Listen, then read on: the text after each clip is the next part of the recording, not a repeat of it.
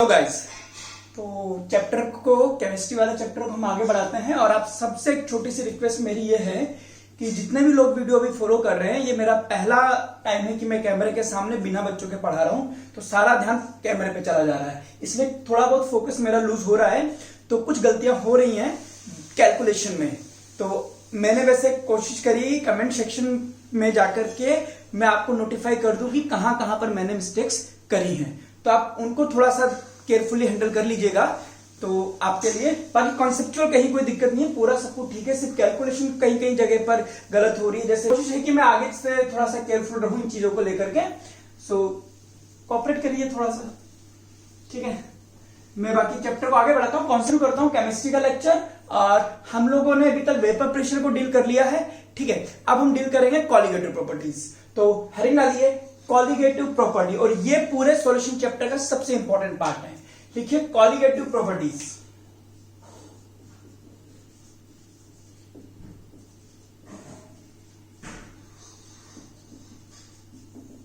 चलिए, तो बेटा समझते हैं कॉलिगेटिव प्रॉपर्टीज क्या है। तो पहले इसकी डेफिनेशन लिखते हैं, फिर इसको एक्सप्लेन करते हैं। लिखिए the properties of solution, the properties of solution which depends on the respective number of particles of solute। Underline करना, number of particle of solute are known as colligative property. यानी कि वो इस बात पे डिपेंड नहीं कर रहे कि सॉल्यूट का नेचर क्या है, सॉल्यूशन का नेचर क्या है, नहीं, वो डिपेंड कर रहा है कि पार्टिकल की संख्या कितनी है सॉल्यूशन में। 2 है तो अलग, 3 है तो अलग, तो वो सारी प्रॉपर्टीज कहलाती है हमारे पास कॉलिगेटिव प्रॉपर्टीज, ठीक है। और कौन कौन सी प्रॉपर्टीज है हमारे पास, इसमें सबसे पहला लिखिए relative lowering in vapour pressure. ये सुना हुआ है और ये ऑलरेडी हम कर चुके हैं, ठीक है। इसको दोबारा भी रिवाइज करा देंगे हल्का सा। दूसरा लिखिए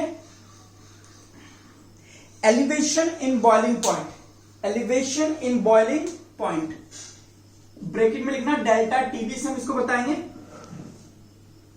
तीसरा लिखिए depression in freezing point,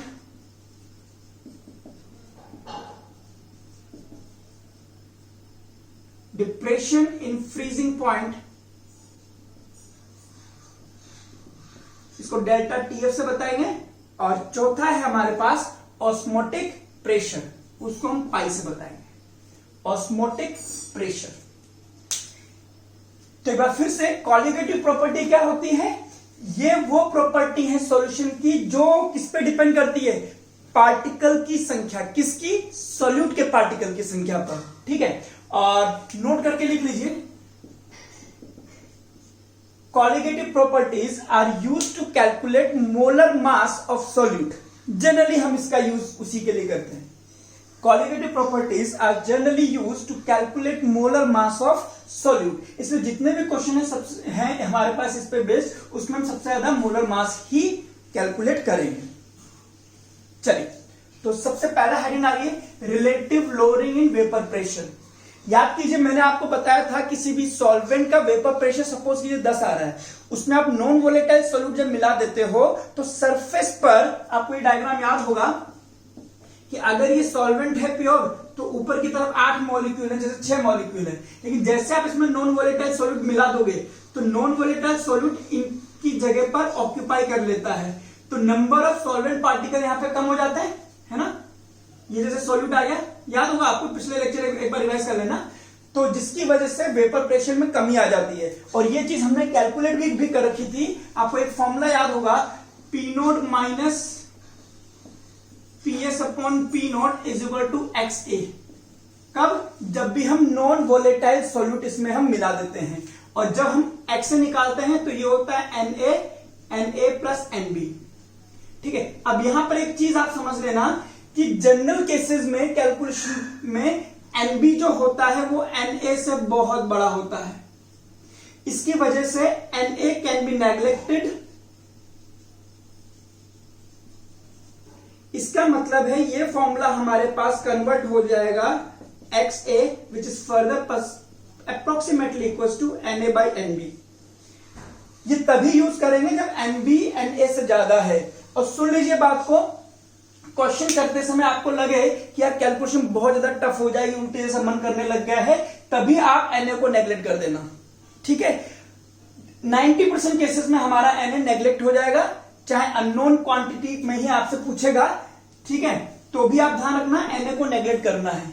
mostly आपका हो जाएगा, बट ये चीज आपको प्रैक्टिस से समझनी पड़ेगी। कहीं कैलकुलेशन बहुत मुश्किल हो रही है तो आप Na को नेग्लेक्ट कर देना, ठीक है। अब इसे क्वेश्चन कीजिए, इस पे लिखिए question. The vapour pressure of water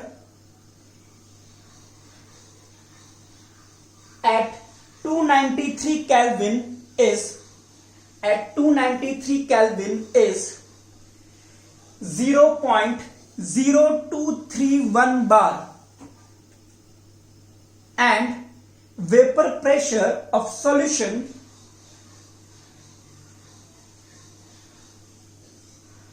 of 108.24 gram of a compound in 1 kilogram of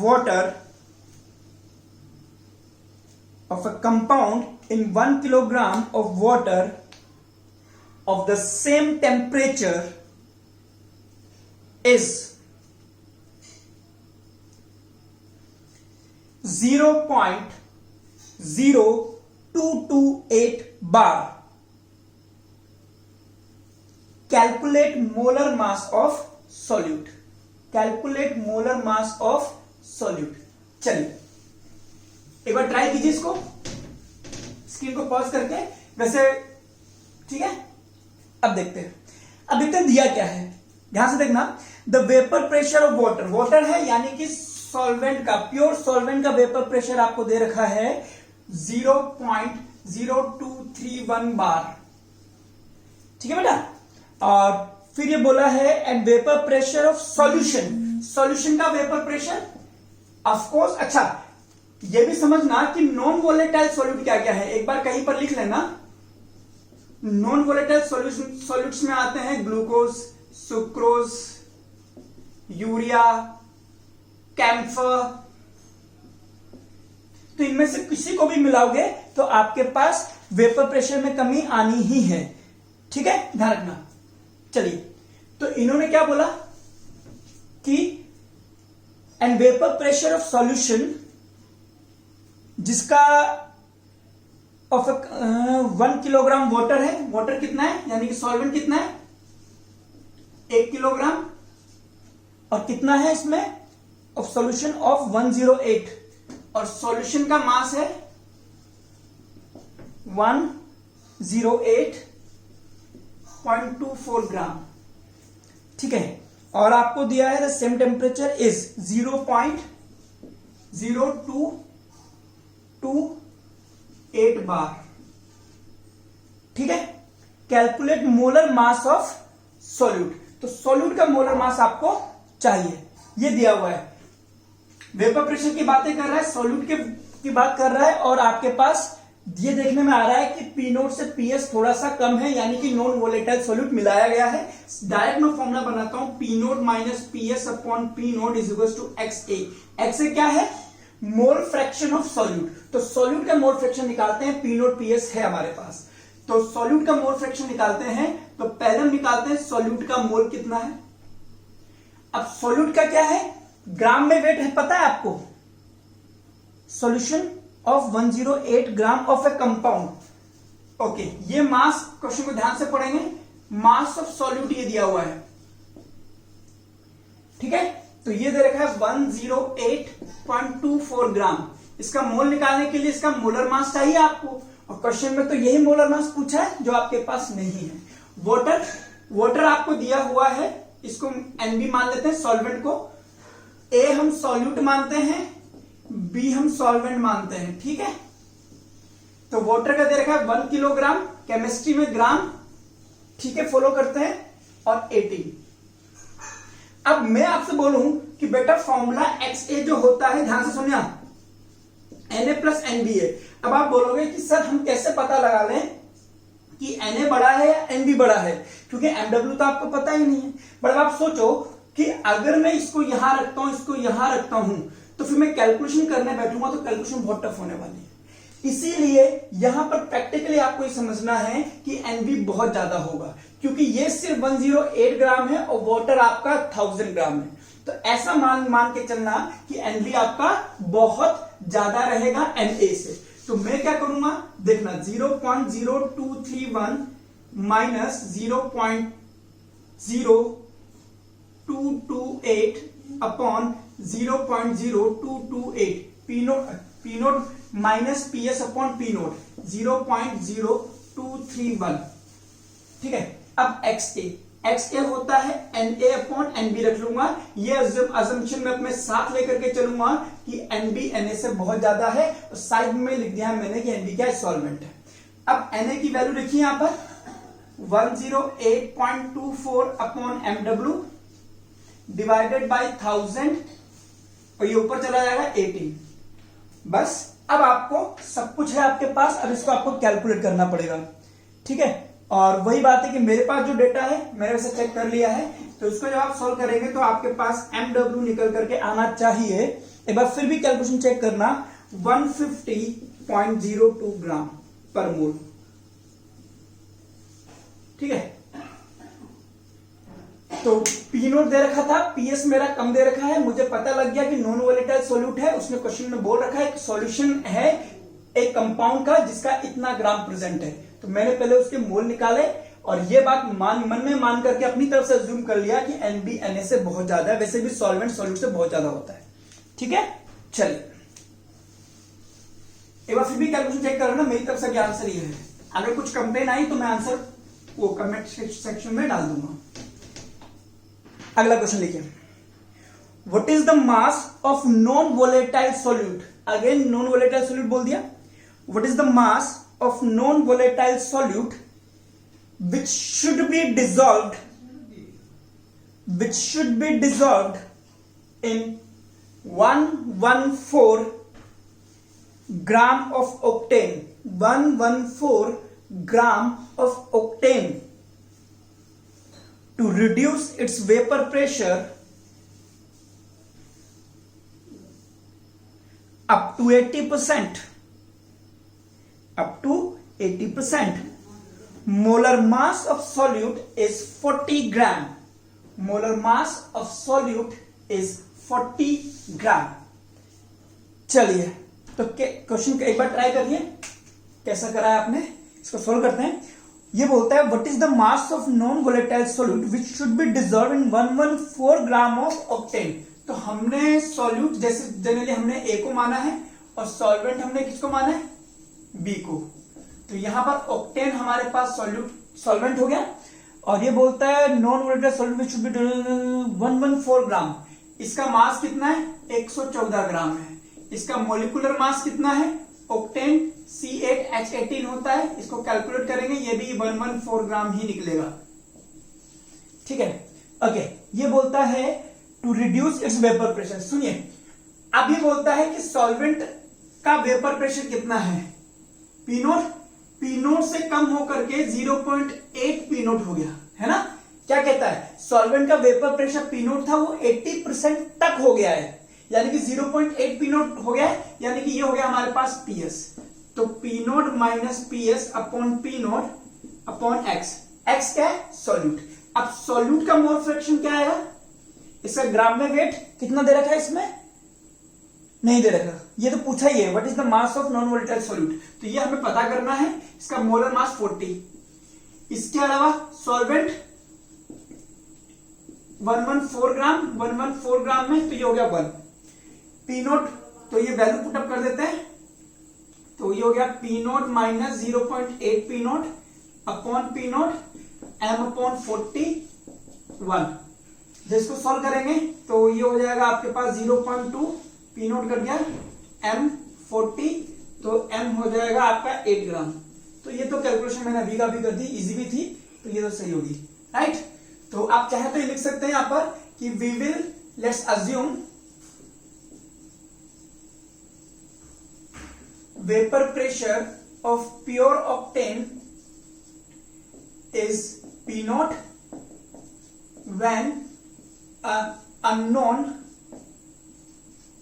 non-volatile solute is dissolved, its vapor pressure become 0.8 P naught. बस इसके बाद में इसको पूरा कर देना, ठीक है। चलिए अब बेटा करते हैं हम अगला क्वेश्चन। देखिए, eight 298 Kelvin the vapor pressure is at 298 Kelvin the vapor pressure is 23.75 mmHg. 23.75 mmHg. Calculate vapor pressure at the same temperature over 5% aqueous solution of urea. 5% aqueous solution of urea. Bracket में इसका molar mass दे रखा है, अच्छा नहीं दे रखा। तो urea क्या होता है बेटा? Non volatile solid NH2CONH2। इसका मोलर मास मैंने याद भी करवाया था, 60 होता है। चलो हम क्वेश्चन की तरफ चलते हैं। हमारे पास सॉल्यूट और सॉल्वेंट की बातें हो रही हैं, तो कितना है क्या है वो सब देखते हैं। ये बोलता है वाटर का वेपर प्रेशर है, सॉल्वेंट का वेपर प्रेशर आपको दे रखा है 23.75 mmHg, ठीक है।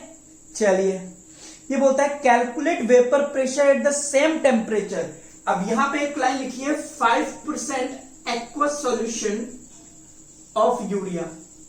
अब इसका क्या मतलब, अब आपको पता है ये नॉन वोलेटाइल सॉल्यूट डाला है, तो ये क्या होगा, हम क्या मानेंगे, 5 gram urea is dissolved in 100 gram of water. Aqueous solution है, तो ये इस लाइन का मतलब हो गया। अब ये हमसे क्या पूछा है कि बाद में वेपर प्रेशर सॉल्यूशन के ऊपर क्या महसूस किया गया, यानी कि पीएस पूछा है। तो सिंपल मैं फॉर्मूला लगा देता हूं, P naught minus PS upon P naught upon x. X के लिए मैं निकालूंगा यूरिया, ठीक है। यूरिया मेरे पास सॉल्यूट है, तो इसका ग्राम में वेट 5 ग्राम, मॉलिक्यूलर वेट 60, 1/12, ठीक है। और सॉल्वेंट मेरे पास है वाटर, कुछ नहीं बोला है, एक्चुअली बोला है एक्वस सॉल्यूशन है, तो वाटर का ग्राम में वेट कितना है, 100 ग्राम मानूंगा, और इसका मोलर मास 18, इसको कर दूंगा 50/9 आ जाएगा, ठीक है। और पी नोट आपको दिया है पीएस। अब ये वैल्यूज पुटअप कीजिए, 23.75 माइनस पीएस अपॉन 23.75। अब देखो यहां पे देखने में भी लग रहा है आपको कि 1/12 50/9, यानी कि Na बहुत कम है Nb से, इसलिए मैं इसको नेगलेक्ट कर दूंगा, यहां लिख दूंगा डायरेक्ट Na/Nb 1/12 50/9। बस अब आप इसको सोल्व कर लीजिए। मेरे पास कैलकुलेशन जो है, वैसे मैंने चेक कर लिया है, पीएस आएगा 23.393 mmHg। कॉन्सेप्ट पे देखना है, कैलकुलेशन चेक करते रहता बीच में, क्योंकि किसी स्टूडेंट का रजिस्टर से पढ़ा रहा हूं, मेरे पास इस वक्त अपने रजिस्टर्स नहीं है, ठीक है। तो ये हुआ आपके पास दूसरा क्वेश्चन। अगला टॉपिक डालते हैं बेटा, elevation in boiling point. Elevation in boiling point, तो पहले हम समझते हैं बॉइलिंग पॉइंट क्या है। अब ये मत कहते ना कि सर जिस टेम्परेचर पे पानी उबलता है उसको बॉइलिंग पॉइंट कहते हैं, ठीक है। यहां पे कुछ और बात करते हैं। पहले बात समझिएगा ध्यान से, हमने पानी को रूम टेम्परेचर पर लिया है। ये लिक्विड कंडीशन में क्यों है, क्योंकि इसको एटमॉस्फेरिक प्रेशर जो है इस पर लग रहा है 1 atm, और इस प्रेशर ने इसको दबा रखा है, इसके मॉलिक्यूल पास पास है। अब जैसे आप इसको हीटअप करते हो, इसकी वेपर बनने लग जाती है। सपोज करो इसकी वेपर है 0.2, ठीक है, सुनना ध्यान से। मैंने मानी 0.2 वेपर प्रेशर है और ये टेम्परेचर है।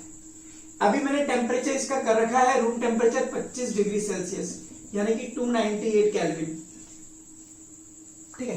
तो मैं यहां कर देता हूं 298 केल्विन, पर इसका वेपर प्रेशर है आपके पास 0.2। अब क्या होगा, जैसे जैसे आप इसको हीट करने लग जाएंगे, इसका वेपर प्रेशर बढ़ेगा, और जिस मोमेंट पर ये वेपर प्रेशर बढ़ करके 1 atm पहुंच जाता है, अब क्या हो जाएगा कि 1 atm जैसे ही पहुंचेगा, अब आप इसको गर्म करोगे तो ये मॉलिक्यूल जिनको आप हीट करके इनकी काइनेटिक एनर्जी बढ़ा रहे हो, ये छोड़ करके निकलने लग जाएंगे। पहले तो एटमॉस्फेयर इसको दबा रहा था, तो ये लिक्विड था। अब जैसे जैसे टेम्परेचर बढ़ाओगे, ये इसका खुद का एक वेपर प्रेशर आएगा, जिसकी वजह से एटमॉस्फेयर के प्रेशर के बराबर हो गया, जिसको कोई पकड़ेगा नहीं तो हल्का से इसको टेम्परेचर मिलेगा, ये छोड़ करके बाहर निकल जाएगा। इसी को बोलते हैं बॉयल होना। यही वजह है कि भाई चंद्रमा पर पानी उबल जाता है आराम से बिना हीट करे, क्योंकि कोई एटमॉस्फेयर प्रेशर नहीं है। एटमॉस्फेरिक प्रेशर नहीं है तो पानी को जैसे आप खोलोगे, मतलब बोतल में अगर है तो खोलोगे तो उस पर प्रेशर तो है ही, तो उसका मॉलिक्यूल निकल जाएगा आराम से, तो उबलने लग जाएगा। तो ये होता है। कहने का मतलब ये समझ लीजिए कि अगर वेपर प्रेशर ज्यादा है तो इसका बॉइलिंग पॉइंट कम आना है। सोचो अभी इसका 0.2 था, सपोज करो मैं इसका बॉइलिंग पॉइंट, ये वेपर प्रेशर 0.8 मान लेता, तो मुझे कितना पहुंचाना पड़ता? 0.2 का अंतर है, तो कम टेम्परेचर पर ही पहुंच जाता। लेकिन अगर मैंने 0.2 माना है तो इसको और ज्यादा गर्म करना पड़ेगा। तो ये कर्व हो गया हमारे पास प्योर सॉल्वेंट का। और अगर मैं इसको पानी मान रहा हूं तो पानी पे ये काम हो जाता है 100 डिग्री सेल्सियस पर, जिसको हम बॉइलिंग पॉइंट कहते हैं 100 डिग्री सेल्सियस या 273 प्लस 100 373 कैलोरी, ये मान सकते हैं। अब जरा सोचो, इसमें मैं मिला देता हूं नॉन वोलेटाइल सॉल्यूट, तो इसका वेपर प्रेशर 0.2 रहेगा, उससे कम हो जाएगा। कम हो जाएगा, मैंने माना कम हो गया। अब मैंने माने सपोज करो 0.1 हो गया। अब क्या होगा? अब मैं इसको हीट करूंगा। अब ये 0.1 से कहां तक पहुंचना चाहिए? 1 atm। तो जैसे मैं 100 तक पहुंचूंगा तो क्या ये वहां तक पहुंच चुका होगा? 1 atm तक नहीं पहुंचेगा। इसका वेपर प्रेशर अभी भी 1 को टच नहीं करेगा 100 डिग्री सेल्सियस पर, इसलिए आपको इसको और ज्यादा गर्म करना पड़ेगा। यहां देखिए, यानी कि अब आप इसको यहां तक गर्म करेंगे। हो सकता है 101 डिग्री सेल्सियस, 102 या 103। तो होना कितना चाहिए था? 100, हुआ कितना? 103। इसको हम बोलते हैं एलिवेशन इन बॉइलिंग पॉइंट, है ना। ये डिफरेंस जो होता है इसी को हम डेल्टा टीबी कहते हैं, और यही कोलिगेटिव प्रॉपर्टी है। कई लोग तो इसका भी फॉर्मूला याद कर लेते हैं कि भाई डेल्टा टीबी क्या है, कि टीबी माइनस टीबी नॉट। अब इसको भी क्या याद करना? अब आपसे बोलता है कि पानी है जो 104 डिग्री पे उबल रहा है, तो बताइए कितना बढ़ गया बॉइलिंग पॉइंट? 4 डिग्री। सिंपल सी बात है, इसको क्या याद करना? ठीक है, चलिए। तो ये तो हमारा कॉन्सेप्ट। अब बात करते हैं कि जब प्रैक्टिकली देखा गया कि एलिवेशन इन बॉइलिंग पॉइंट किस पे डिपेंड करता है, तो निकल के आता है मोलैलिटी ऑफ सॉल्यूशन। तो ये इसके डायरेक्टली प्रोपोर्शनल होता है। तो जैसे इस प्रोपोर्शनलिटी साइन को हटाया, इन्होंने एक कांस्टेंट लगाया केबी। केबी को बोलते हैं हम मोलर एलिवेशन कांस्टेंट, और इसी को बोलते हैं अभी स्पेलिंग दिक्कत करिए, एब्यूलियोस्कोपिक कांस्टेंट। ठीक है। और for water KB comes out to be 0.52। ठीक है। और इसकी यूनिट हो जाएगी, अगर ध्यान से देखेंगे तो ये जाएगा नीचे, तो ऊपर तो केल्विन और नीचे क्या है? मोल। ऊपर क्या है? किलोग्राम, है ना। तो ये हो गया इसकी हमारे पास यूनिट सहित ये वैल्यू। अगर कुछ नहीं कहेगा तो हम वाटर ही मानेंगे। ठीक है, चलिए अब इसको क्वेश्चन करते हैं। लिखिए,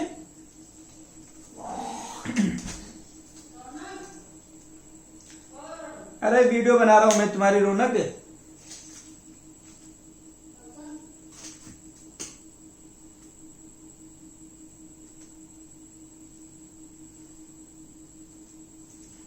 लिखिए इसमें, चलिए तो क्वेश्चन करते हैं। लिखिए, a solution containing 0.730 gram camphor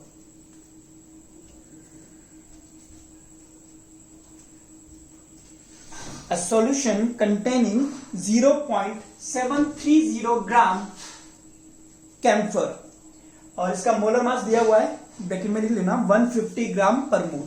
camphor क्या है? नॉन वोलेटाइल सॉल्यूट, लिखवाया ना आपको उधर की तरफ। इन 36.8 gram of acetone, in 36.8 gram of acetone, full stop. Boiling point of acetone is 56.3 degree Celsius, boils at 56.55 degree Celsius. A solution of, full stop, a solution of 0.564 gram of an unknown compound in the same weight of the solvent boils at 56.46 degrees Celsius. Calculate molar mass of compound. पहले तो try कीजिए इसको, अब फिर समझिए। Question को समझते हैं, थोड़ा सा अलग है ये बोलता है अ सॉल्यूशन कंटेनिंग, कोई सॉल्यूशन है हमारे पास, ये रहा सॉल्यूशन, इसमें क्या है, कैम्फर है, ठीक है। अ सॉल्यूशन कंटेनिंग 0 पॉइंट, तो कैम्फर हो गया सॉल्यूट, और ये कितना है हमारे पास 0.730 ग्राम, ठीक है। और इसका मोलर मास दे रखा है मेरे पास 152 ग्राम पर मोल, ठीक है। इन 36.8 ग्राम ऑफ एसीटोन, मैंने माना ये एसीटोन है, सॉल्वेंट है, और ये कितना हमारे पास 36.8 ग्राम, ठीक है, acetone. Boiling point of acetone, और इसका बॉइलिंग पॉइंट एसीटोन का दिया है, ध्यान रखना, सॉल्यूशन का नहीं दिया, एसीटोन का दिया हुआ है, तो एसीटोन का बॉइलिंग पॉइंट है, यानी कि दे रखा है पी नोट। सॉल्यूशन का देता तो वो पीएस होता, इसमें साफ साफ बोला, देखिए acid boiling point of acetone is 56.3 degree Celsius, but ये उबलता कितने पर है, अभी सॉल्यूशन का दे रखा है, बॉइलिंग पॉइंट दे रखा है टीबी, और उबलता कितने पर है 56.55, देखिए बढ़ गया है ना, बढ़ गया, ठीक है, अच्छी बात है। अब क्या बोलता है आगे, अ सॉल्यूशन ऑफ, अच्छा फिर से एक सॉल्यूशन, ओके, फिर से एक सॉल्यूशन है, क्या बोलता है, अ सॉल्यूशन ऑफ इतने gram of an unknown compound in the same weight of the solvent, यानी कि एसीटोन। इस बार इसमें अननोन कंपाउंड घोल रखा है, ये रहा आपके पास सॉल्यूट, ठीक है। तो बोलता है a solution of A unknown compound, यानी कि सॉल्यूट, कितने ग्राम है इसका मास, इन द 0.564, थोड़ा सा केयरफुली कर रहा हूं मैं ताकि कोई कैलकुलेशन मिस्टेक ना हो। अ सॉल्यूशन ऑफ इतने gram of an unknown compound in the same weight of the solvent, solvent क्या है हमारे पास, एसीटोन, सेम है ना सॉल्वेंट, सेम वेट का मतलब एसीटोन भी 36.8 ग्राम रहेगा, ठीक है। Same weight of the solvent boils 8, अब इसके सॉल्यूशन का बॉइलिंग पॉइंट आ रहा है हमारे पास 56.46, ये भी बढ़ गया,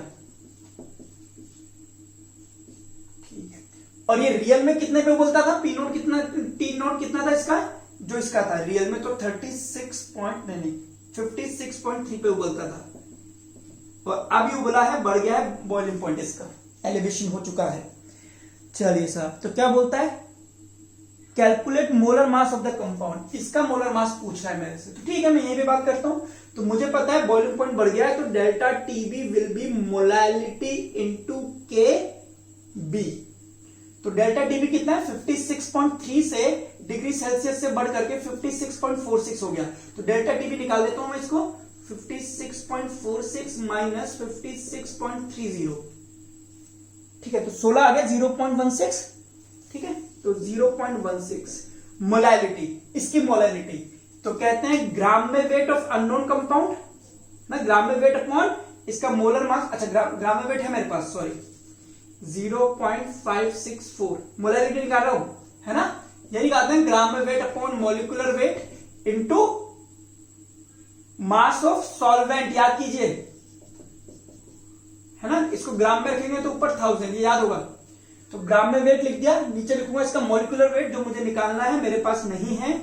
और अब मैं लिखूंगा सॉल्वेंट का मास, एसीटोन सॉल्वेंट है 36.8 ग्राम, इसको 1000 से मल्टीप्लाई कर दूंगा, हो गया, इनटू केबी। अब केबी मेरे पास नहीं है, क्वेश्चन यहां अटक गया, मुझे एमडब्ल्यू चाहिए। अगर केबी मुझे मिल जाता तो मेरा एमडब्ल्यू निकल जाता। तो इसको मैं देता हूं क्वेश्चन नंबर 1 और इस डेटा को यूज करूंगा केबी निकालने के लिए। कैसे? इस डेटा के लिए मैं निकालता हूं डेल्टा टीबी मोलैरिटी इंटू केबी। केबी तो एसीटोन का है ना, वो तो दोनों की जगह सेम होगा। तो डेल्टा टीबी कितना है? 56.3 डिग्री सेल्सियस से उबला और इतने पर हो गया। तो मैं इसको निकाल दूंगा 56.55, 56.30, तो ये 52, तो 0.25 आ गया। ठीक है, तो ये हो गया हमारे पास 0.25। अब इसका क्या है? मोलैरिटी निकालो। तो ग्राम में वेट कितना है सॉल्यूट का? 0.730। मोलर मास कितना है? 152। एसीटोन कितना है? 36.8 इंटू 1000 इंटू केबी। यहां से केबी में निकाल देता हूं, कैलकुलेट नहीं करना, सिर्फ वैल्यू निकाल दीजिए। तो ये जाएगा 0.25, 152, 36.8, 0.730 और 1000, ये मेरे पास केबी आ गया। अब इस वैल्यू को मैं यहां रख दूंगा, ठीक है, तो मैं ऊपर लिख देता हूं, तो ये होगा 0.16। अब देखो इसको सॉल्व कर लो सर। अबे क्यों सॉल्व करो? क्या इसने मुझसे पूछा है केबी? नहीं पूछा ना, तो मैं क्यों निकालूं? इसको ऐसा कैसे रखूंगा? क्योंकि अब मैंने यहां सॉल्व कर लिया तो कुछ ना कुछ अप्रोक्सीमेशन करूंगा मैं, तो वही अप्रोक्सीमेशन वहां जाएगी तो और ज्यादा हो जाएगा। इसीलिए सलाह ये दी जाती है कि बीच में कोई कैलकुलेशन ना करें, ठीक है। हाँ, ये पूछ लेता अगर मेरे से कि भाई इसकी वैल्यू बताओ, मैंने निकाल दी 0.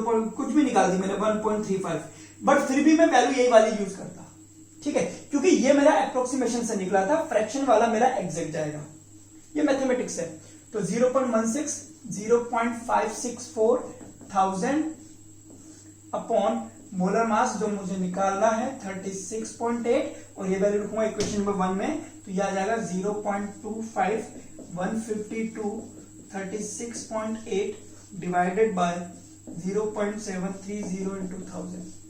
इसको जब आप सॉल्व करेंगे तो मोलर मास सीधा आ जाएगा, है ना, और आप सॉल्व करेंगे तो वैसे मैंने सॉल्व कर रखा है इसको, तो मेरे पास डेटा है मोलर मास आना चाहिए 183.49 ग्राम पर मोल।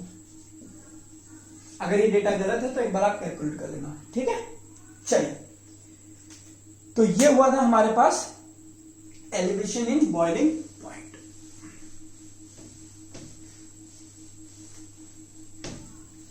अब बात करते हैं अगला, लिखिए डिप्रेशन इन फ्रीजिंग पॉइंट,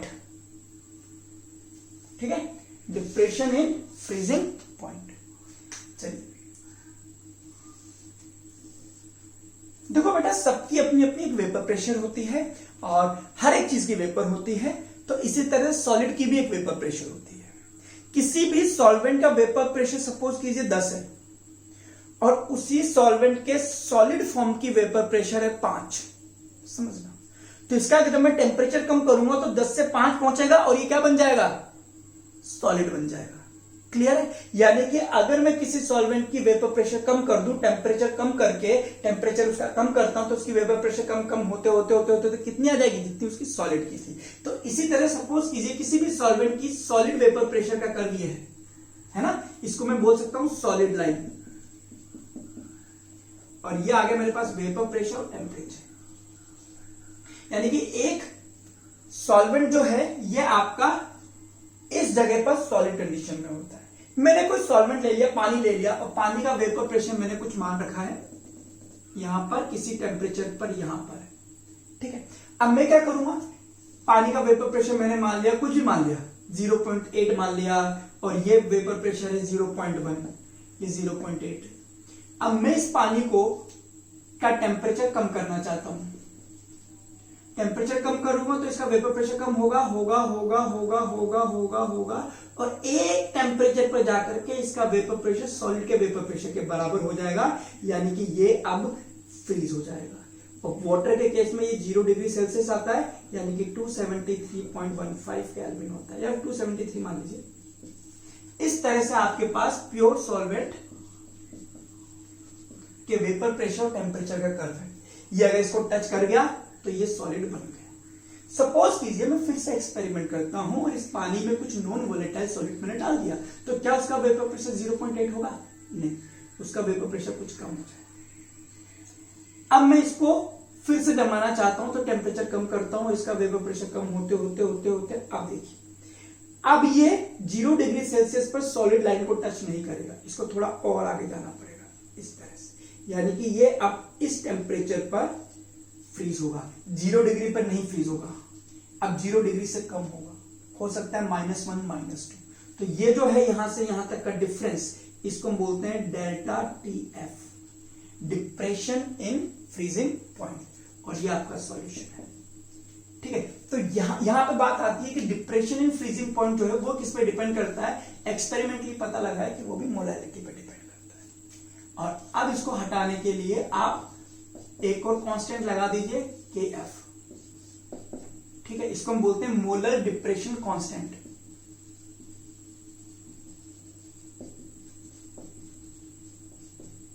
और इसकी वैल्यू होती है 1.86 फॉर वाटर। एक बार फिर ही चेक कर लेता हूं, केल्विन किलोग्राम पर मोल। ठीक है, ये अब इसमें भी कई लोग समझते हैं कि डेल्टा TF कैसे निकालेंगे, डेल्टा TF कैसे निकालेंगे बताइए आप? तो हम बोलेंगे TF not minus TF, but इस फॉर्मूले में मत फंसना।